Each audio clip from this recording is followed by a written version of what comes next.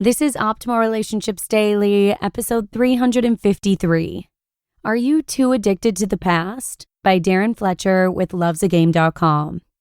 Hola, hola. I'm Joss Marie, your very own personal narrator. And this is the show where I cover content exclusively about relationships. And that includes everything from romantic relationships to the relationship you have with yourself. So please let us know if you have any topic ideas in mind that you'd like me to cover. You can actually let us know right over at oldpodcast.com. But with that, let's hear what guest author Darren Fletcher has to say about being addicted to the past and start optimizing your life. Are You Too Addicted to the Past? By Darren Fletcher with lovesagame.com. Son, let me tell you a story. It's one of the reasons I loved missing the ex so much. My son turned to me with a look of sincerity in his eyes. You know where that bike shop is in McHenry Village? Yeah, I know McHenry Village. It's where that Mexican restaurant is, he answered. Right.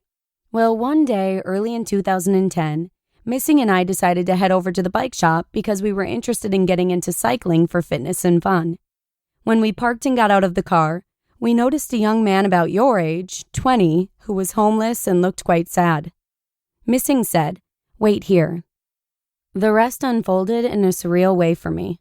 She approached the young man and quietly offered to buy him a sandwich next door. Then she led him by the hand into the shop and told him to order whatever he wanted and we would pay. The young man slowly gave his order and moments later his food arrived. He took his food, walked outside, thanked us, and I will never forget the very gentle smile he displayed as he slowly walked away. All of these moments passed by for me like a dream. I was involved, but more as an observer caught in an emotional moment. She had tactfully given this soul his dignity and a meal, handling the entire matter in a way so as not to draw attention. She never spoke down to him or raised her voice. She was very considerate of his situation and feelings. She had displayed genuine compassion and empathy. My heart swelled with love and pride for her. I walked over to the bench outside as she said goodbye to him and wished him well. Then she slowly approached me, her head tilted slightly, trying to read my emotion. She sat next to me and said, "You okay?" Words wouldn't come. I simply sat and gently wept. We had shared a quiet moment before I gathered myself and we walked into the bike shop. This act of kindness truly endeared her to me and reminded me very much of my mother. "Do you understand a bit more now, son, how I could have loved her so deeply?" I said, trying to explain my feelings. My eyes once again fogged a bit, recalling this story. My son looked over at me and softly said, "Dad, when are you going to stop talking about her? Not for my sake, but for yours." This was a loving reminder of what I knew all too well. I was still showing an addiction to the past, and if I were to move forward, I would have to beat this addiction and learn to live in the present. One of my favorite songs played in my head. What we are is what we talk about. Might sound strange to you. What we choose is what it's all about.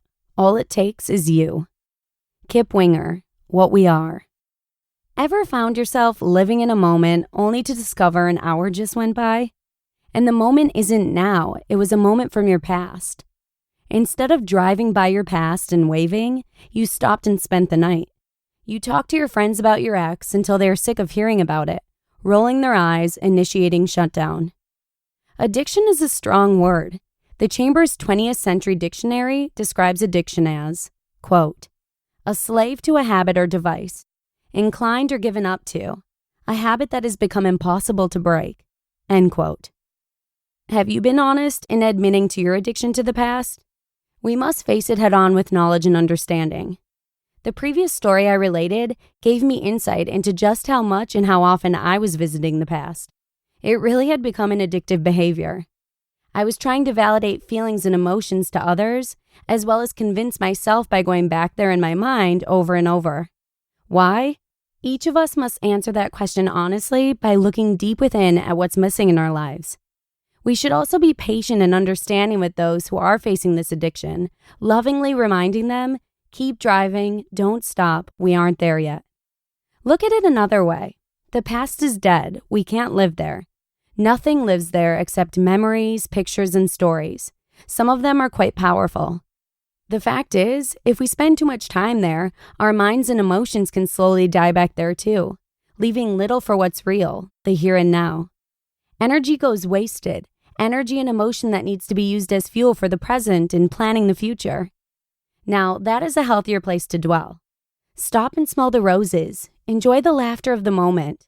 Plan that trip. Imagine yourself happy with another. The focus will sharpen over time, and there are many articles on this site that will give you some specific guidance on living in the now. Take this as a simple reminder that you too could be addicted. Recognize the signs. Keep notes daily of what is on your mind, and make sure and write something hopeful that refers to the future every day. Celebrate the little victories with yourself and others. For instance, an hour without painful memories or tears. A day being productive and staying busy at work without obsessing over your ex. Time will be your friend. You may just be pissed at him right now. It's okay. He will forgive you.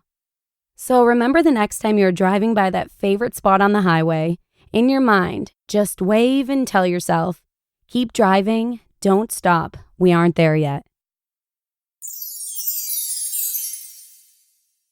You just listened to the post titled, Are You Too Addicted to the Past?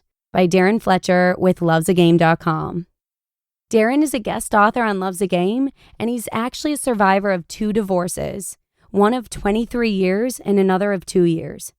He's also a longtime music collector, closet writer, student of the Bible, and gracious recipient of Eddie Corbano's breakup recovery coaching. So what an honor it is to narrate a recovery story from an actual prior client of Eddie's. So cool. But that's actually all I've got for you today. Thanks so much for joining me here, and hopefully I'll see you again tomorrow with a post from Mark Chernoff, where your optimal life awaits. Hello, Life Optimizer. This is Justin Malik, creator and producer of this podcast, but also Optimal Living Daily, the show where I read to you from even more blogs covering finance, productivity, minimalism, personal development, and more from incredible bloggers like Derek Sivers, Zen Habits, Mark and Angel, The Minimalists, and all the ones you hear on this show too. So if you enjoyed today's episode and like taking amazing blogs on the go, come on over to Optimal Living Daily and subscribe to that one too. And together, we'll start optimizing your life. You've been listening to Optimal Living Daily. Be sure to hit the subscribe button to stay up to date on each new episode, and head to oldpodcast.com. That's OLDpodcast.com for a free gift, as well as more actionable tips and resources to help you maximize your potential. Thanks for joining us, and remember, your optimal life awaits.